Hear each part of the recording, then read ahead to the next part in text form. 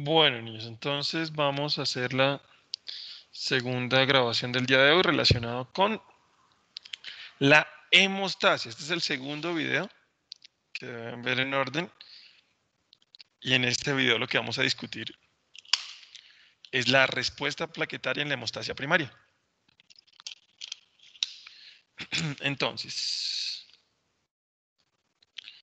la idea general es que, primero, hemostasia es el conjunto de procesos que mantienen la sangre fluida al interior de los vasos sanguíneos, haciendo énfasis en interior y fluida.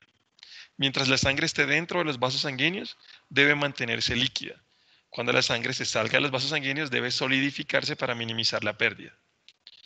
Hay dos protagonistas de la hemostasia, que son la pared de los vasos sanguíneos y los componentes circulantes. Y cada una de estas puede tomar dos roles: roles procoagulantes o roles anticoagulantes.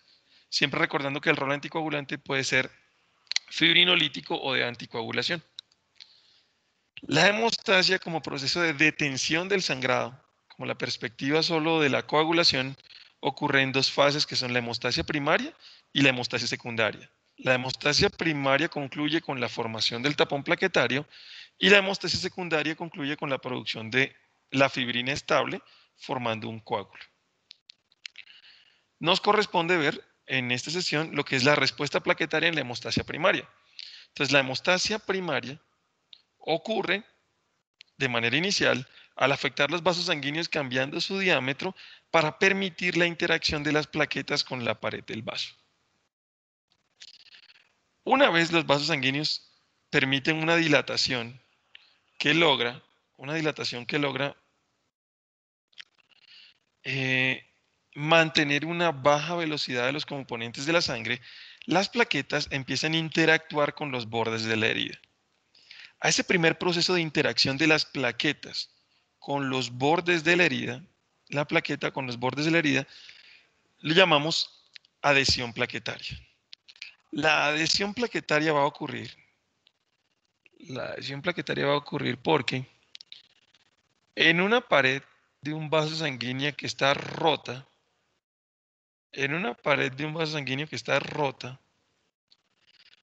van esencialmente a exponerse dos componentes. Primero, esta primera capita más externa de los vasos sanguíneos, que es el endotelio, pierde su continuidad. El endotelio, siendo la capa más interna de los vasos sanguíneos, pierde su continuidad. Esa pérdida de continuidad va a generar, primero, que células endoteliales se rompan. Y como esas células endoteliales se rompen, unos corpúsculos, unos gránulos que tienen las plaquetas por dentro, que se llaman los corpúsculos de Weibel-Palade,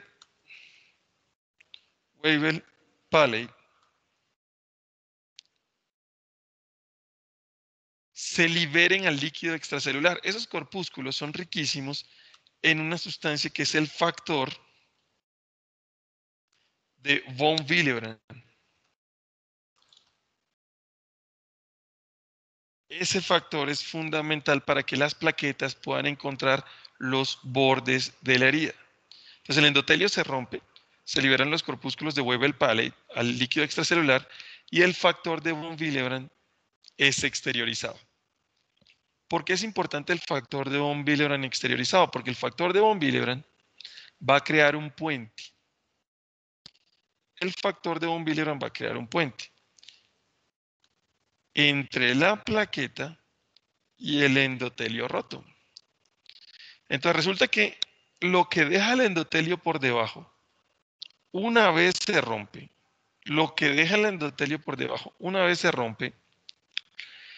son unas fibras de proteína que son típicas de la membrana basal que mantenía unido al endotelio, a su lámina basal y a la túnica media. La proteína más abundante en el intersticio de los animales es esta proteína que llamamos colágeno. Entonces el colágeno es lo que queda por debajo de ese epitelio roto. Es el colágeno lo que queda por debajo de ese epitelio roto. Y ese colágeno va a poder ser agarrado por una plaqueta. Las plaquetas se pueden agarrar al colágeno de dos maneras. Para reconocer los bordes de la herida, las plaquetas se pueden agarrar al colágeno de dos maneras. La primera manera, que es la menos eficiente, va a ser a través de una glicoproteína que se fija directamente al colágeno, una proteína de membrana que se fija directamente al colágeno y esa proteína se llama glicoproteína 1A. La glicoproteína 1A. Se fija directamente al colágeno, pero es una unión débil y no es la más fuerte de esas uniones. La forma más fuerte en la que las plaquetas se pueden pegar al colágeno está dada por una glicoproteína que es la glicoproteína 1B. Esa glicoproteína 1B es capaz de pegarse al colágeno firmemente, pero sí y solo si el colágeno está envuelto en una segunda proteína. Es decir, el colágeno unido a una proteína es fácilmente reconocido por la glicoproteína 1B. Es decir, ahí en negro estaría la glicoproteína plaquetaria, que es la glicoproteína 1B. Y en verde estaría la sustancia de la que ya hemos hablado, el factor de von Willebrand.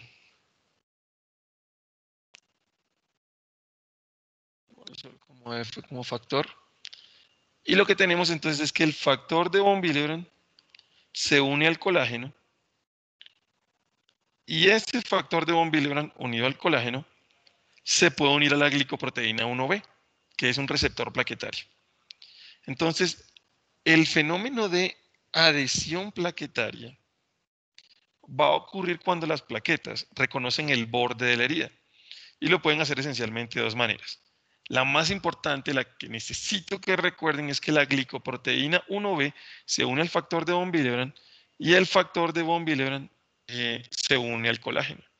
De esta manera las plaquetas pueden reconocer el borde de la herida. También existe reconocimiento de la plaqueta directa al colágeno a través de la glicoproteína 1A, pero esta unión es un poco menos específica y duradera que la glicoproteína 1B con el factor de von Willebrand fija al colágeno. Entonces, lo primero que ocurre en la hemostasia primaria va a ser la adhesión plaquetaria. Y la adhesión plaquetaria ocurre porque las plaquetas reconocen el borde de la herida gracias a glicoproteínas de superficie que le permiten reconocer el colágeno marcado o el colágeno no marcado. El colágeno marcado por factor de von Willebrand por la glicoproteína 1B. Repito, el colágeno marcado por el factor de von Willebrand es reconocido por la glicoproteína 1B plaquetaria. El colágeno no marcado, colágeno desnudo, puede ser reconocido en la plaqueta por la glicoproteína 1A. ¿Cuál es la idea aquí? La idea es que las plaquetas puedan reconocer, los bordes de la herida, que las plaquetas se peguen todas alrededor de lo que sería el borde de esa herida, ahí alrededor del borde de esa herida, para permitir el reconocimiento, que al menos el cuerpo sepa dónde está la herida y que ese borde está siendo reconocido por las plaquetas de sus glicoproteínas fijándose al colágeno. Adhesión plaquetaria. ¿Cuál es el lío? La unión de la glicoproteína 1B con el factor de von Willebrand tendrá un efecto de señalización sobre la plaqueta. Esto es como si se hubiera unido un ligando a un receptor y esto produce una cascada de segundos mensajeros vía fosfolipasa C al interior de la plaqueta. ¿Por qué mencionar eso? Porque resulta que por efecto de la unión de ese ligando va a ocurrir un proceso que llamamos activación plaquetaria. Activación plaquetaria. Y en ese proceso de activación plaquetaria, ¿qué es lo que va a ocurrir? Lo primero que vamos a tener es la reorganización del citoesqueleto de la plaqueta. Es decir, la plaqueta va a pasar de tener una forma ovoide de aproximadamente unas micras en su diámetro mayor a tener una forma de estrella. Su citoesqueleto se reorganiza para emitir una manera de pseudópodos que le va a permitir una interacción mucho más eficiente con las paredes del vaso y, más importante, con otras plaquetas. Entonces, ese proceso de señalización primero activa las plaquetas y esa respuesta de activación plaquetaria incluye la reorganización del citoesqueleto y que las plaquetas ahora presenten una forma estrellada. Activación de las plaquetas. La segunda parte de la activación de las plaquetas será, y tal vez la más importante para lo que tenemos que mencionar en este momento, será la secreción de los gránulos plaquetarios. La secreción de los gránulos plaquetarios. Las plaquetas tienen muchos gránulos en su interior, pero muchos. El megacariocito que las produce, recuerden, los megacariocitos pueden estar en la médula ósea, liberando fragmentos de las plaquetas gracias a un proceso que se llama endomitosis, en la cual la célula replica su citoplasma, su material genético y sus gránulos, sin nunca producir la fase de citocinesis de la mitosis. No hay división celular y por tanto lo que tenemos es una célula que se va haciendo cada vez más grande con un núcleo con más copias. Pero como nunca se dividen, el megacariocito siempre tiene un exceso de cromosomas. Megacariocitos pueden ser hasta octaploides, pasando de haploides, diploides, triploides, tetraploides, penta, hexa, hepta y hasta octaploides en su número de copias de cromosomas, porque siempre están intentando dividirse, pero no se fragmentan en dos células, sino que se fragmentan en pedacitos. El fenómeno de endomitosis permite que el 75% de los megacariocitos en la médula ósea y el otro 25% en la circulación pulmonar estén liberando esos fragmentos celulares que llamamos plaquetas todo el tiempo. Las plaquetas además se degranulan y esa degranulación, al menos en lo que tiene que ver con la hemostasia, es importante cuando yo separo los gránulos en dos grupos. Los gránulos alfa, corramos para acá, los gránulos alfa y los gránulos delta. No quiero torturarlos a ustedes con el contenido de esos gránulos, pero si recuerden menos los nombres que voy a estar mencionando. Los gránulos alfa contienen selectina P, la que es de las plaquetas, contiene fibrinógeno en altas concentraciones, fibronectina, factores de la coagulación como el 5, el 8 sin activar, el factor 4 que es el calcio, el factor de crecimiento derivado de las plaquetas y el factor transformante del crecimiento alfa. Entonces los gránulos alfa contienen una gran cantidad de sustancias que van a ser liberadas durante este proceso de activación. Los gránulos delta, que también son conocidos como gránulos densos, contienen ATP, ADP, adenosina, serotonina, histamina, adrenalina, calcio. Los gránulos delta contienen las sustancias vasoactivas derivadas de las plaquetas, mientras que los gránulos alfa van a contener las sustancias que están relacionadas con la coagulación. Entonces, si tuviéramos que escribir aquí qué es lo que contienen los gránulos alfa, las sustancias procoagulantes. Coagulantes. Mientras que, si tuviéramos que poner qué contienen los gránulos delta, lo que escribiríamos es las sustancias vasoactivas. Recordemos que ahí está la adrenalina, la histamina, hay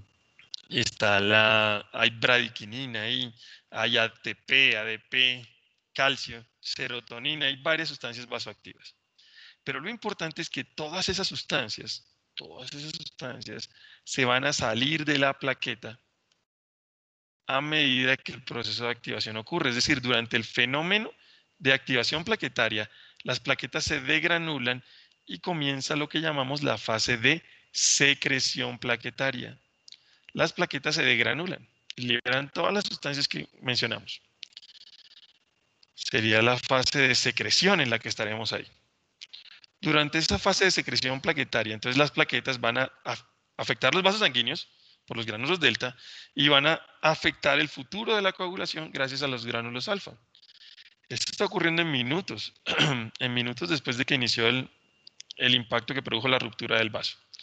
Pero entonces, si yo tuviera el otro extremo de la pared del vaso acá, que me interesa limitar para poder designar el intersticio, acá yo tengo en el intersticio y algunas en la sangre células del sistema inmune que son capaces de reaccionar a las sustancias que liberan las plaquetas, especialmente el factor de crecimiento derivado de las plaquetas y el factor transformante del crecimiento alfa, porque son quimiotaxinas para células específicas del sistema inmune.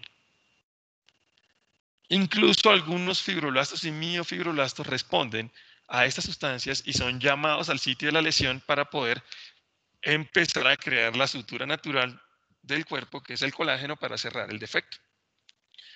Entonces, vamos a concentrarnos en el efecto que las plaquetas al degranularse tienen sobre las demás células. Las plaquetas pueden llamar más plaquetas, pero no por quimiotaxis, simplemente pueden llamarlas a que se acerquen, a que se peguen al borde de la herida, a que completen estas fases de adhesión y secreción. Pero lo que sí pueden hacer las plaquetas es llamar por quimiotaxis a los macrófagos. Y los macrófagos, que van a perpetuar la inflamación que ya veíamos, originada en los vasos sanguíneos, van a ser células muy importantes, de este color, van a ser células muy importantes para el desarrollo de la inflamación y la coagulación, porque los macrófagos, como un núcleo riñonado, son riquísimas en una enzima que se llama ciclooxigenasa. Ciclooxigenasa. Los macrófagos son riquísimos en la enzima ciclooxigenasa. Si ustedes recuerdan, lo que la enzima ciclooxigenasa hace es tomar productos derivados de la membrana celular, que son ácidos grasos de 20 carbonos, los famosos eicosanoides, como por ejemplo el ácido araquidónico,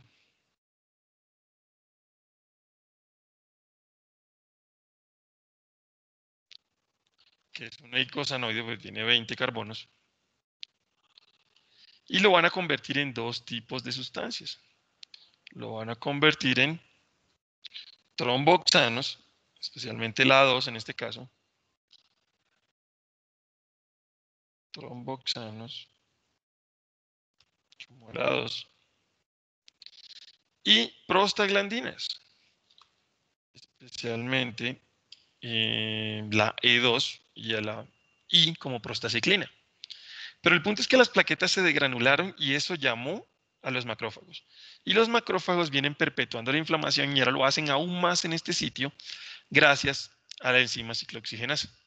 Ustedes recordarán también que hay una enzima que se llama lipooxigenasa,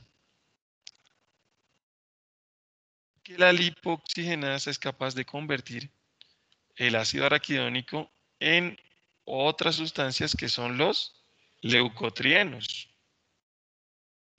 Los leucotrienos son broncoconstrictores.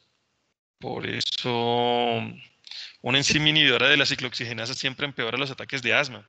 A los niños con asma no se les da aspirina, por ejemplo. Si usted les bloquea esto, todo el ácido araquidónico se va para este lado y el broncoespasmo empeora. Lo verán en farmacología. Ahorita lo importante es que la ciclooxigenasa en estos procesos de inflamación asociados a la coagulación estarán relacionados con la producción de prostaglandina E2 y de tromboxano A2. Estos tromboxanos y estas prostaglandinas pues van a tener mucho sentido durante este fenómeno químico.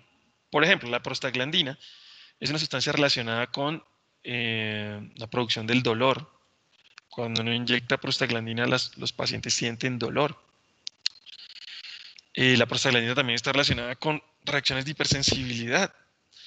La prostaglandina está relacionada con respuestas inflamatorias agudas, vasodilatación. Si la prostaglandina le va a avisar al resto de células del sistema inmune que algo grave está pasando. Y el tromboxano A2, que es lo importante por lo que lo estamos mencionando, el tromboxano A2 va a inducir la activación de esas plaquetas para que se puedan pegar entre sí. El tromboxano A2 sobre las plaquetas va a hacer que las plaquetas exterioricen un receptor que tenían oculto, Y ese receptor se llama glicoproteína 2B3A. El tromboxano A2 va a inducir que las plaquetas exterioricen un receptor que tenían oculto, que es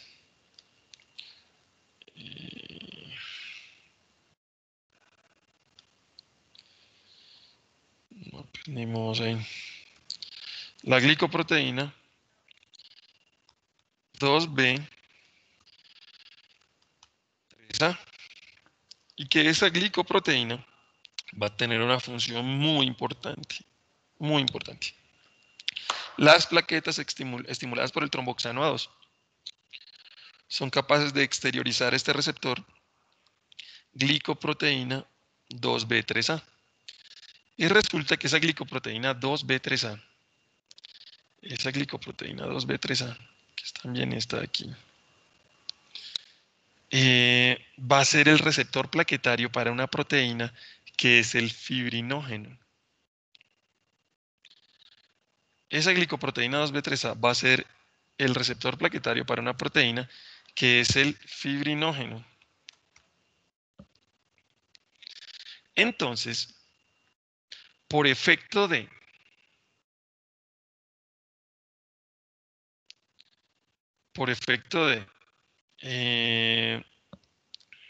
perdón, por efecto de la estimulación dada por la adhesión plaquetaria, las plaquetas inician la fase de secreción donde se degranulan, llaman a los macrófagos y los macrófagos liberan ese tromboxano. El tromboxano va a inducir la exposición de una proteína que es la glicoproteína 2B3A, y esa glicoproteína 2B3A lo que va a permitir es que las plaquetas se peguen entre sí. Y si las plaquetas se pegan entre sí, lo que uno va a tener es en el sitio de la lesión un enmallado de solo plaquetas que se unen a plaquetas, que se unen a plaquetas, que se unen a plaquetas, que se unen a plaquetas, que se unen a plaquetas, que se unen a plaquetas, formando una estructura que va a cerrar por completo el orificio, y esa estructura nosotros la llamamos tapón plaquetario. Entonces acá lo bonito en la respuesta plaquetaria es que los vasos sanguíneos permitieron la unión de las plaquetas al borde de la herida en lo que llamamos adhesión. Eso es la interacción de la glicoproteína 1A y 1B con el colágeno, la 1B usando el mediador factor von Willebrand. Esta adhesión produce una respuesta en las plaquetas que va a degranular las plaquetas y cambiar su forma hacia una forma más estrellada con pseudópodos en el fenómeno de activación plaquetaria que incluye la secreción. Esa secreción plaquetaria va a llamar más plaquetas, activar plaquetas y activar células del sistema inmune que van a producir grandes cantidades del tromboxano A2. Y ese tromboxano A2 va a producir la exteriorización de la glicoproteína 2B3A en las plaquetas, y esa glicoproteína 2B3A en las plaquetas se va a pegar a una molécula que está presente en la sangre, pero que las plaquetas liberaron, que es el fibrinógeno. Entonces, cuando las plaquetas se unen entre ellas al fibrinógeno y cada una al colágeno, están formando una mallita alrededor de la herida, y una mallita que se cruza, porque las plaquetas que están en esa mallita se unen firmemente las unas a las otras en una estructura que se llama tapón plaquetario.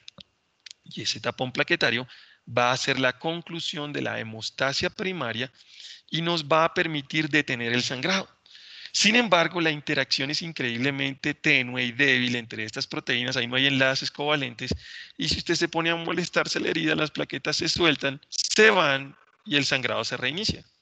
Por eso, la hemostasia primaria no es la manera definitiva de detener el sangrado, sino simplemente un andamiaje sobre el cual yo voy a permitir la precipitación de lo que llamamos la hemostasia secundaria, la activación de la cascada de la coagulación para cerrar definitivamente ese orificio. Entonces, ¿qué es lo que hemos dicho?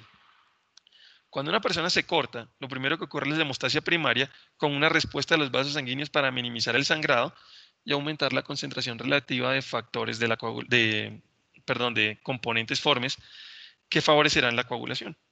Que luego en la hemostasia primaria proviene una respuesta plaquetaria en la cual lo primero que ocurre es que las plaquetas se pegan al borde de la herida.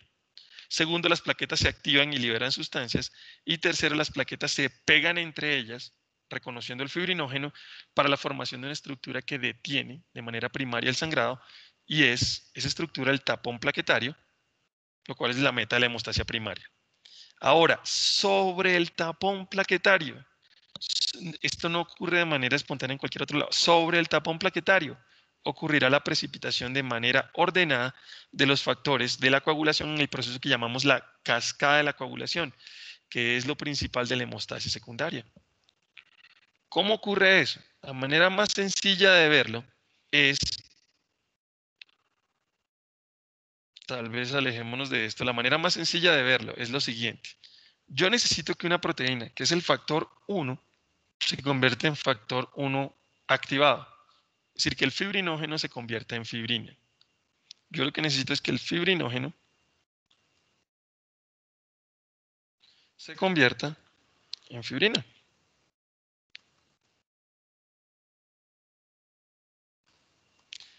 Esa es toda la meta de la coagulación. ¿Quién convierte el fibrinógeno en fibrina? Una proteína que se llama trombina. Una proteína que se llama trombina. La trombina está todo el tiempo inactiva y proviene de un simógeno que se llama protrombina. Esa protrombina, córrete, esa protrombina podrá llegar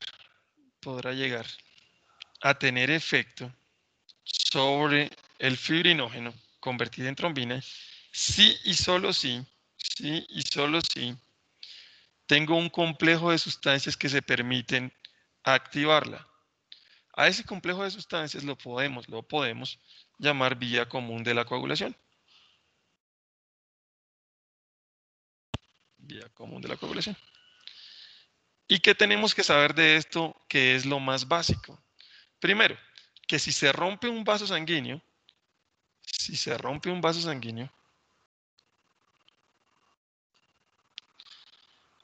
lo que va a activar la cascada de la coagulación es lo que está por fuera de la sangre. Se rompió el vaso, entonces se activa la vía extrínseca de la coagulación.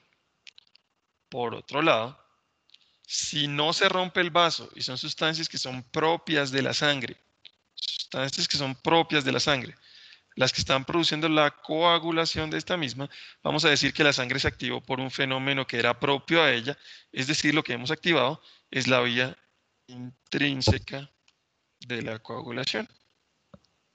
No confundirse, porque eso es lo que tiene que quedar claro y que vamos a explicar en el siguiente video. La vía común de la coagulación son los efectores que estarán siendo compartidos para la activación del fibrinógeno a fibrina. ¿Quién convierte el fibrinógeno a fibrina? La trombina. ¿Quién convierte la protrombina en trombina? Los factores de la vía común de la coagulación. Es decir, esto siempre tiene que pasar para que la sangre se coagule. Siempre tiene que pasar. ¿Dónde está la regulación? Hombre, se rompió un vaso sanguíneo, se activa la vía extrínseca. No se rompió un vaso sanguíneo y la sangre igual tiene que coagularse o debe coagularse o se va a coagular. Pues entonces, si en ruptura de un vaso sanguíneo existe una vía intrínseca de la coagulación. Los factores relacionados los estudiaremos en el siguiente video.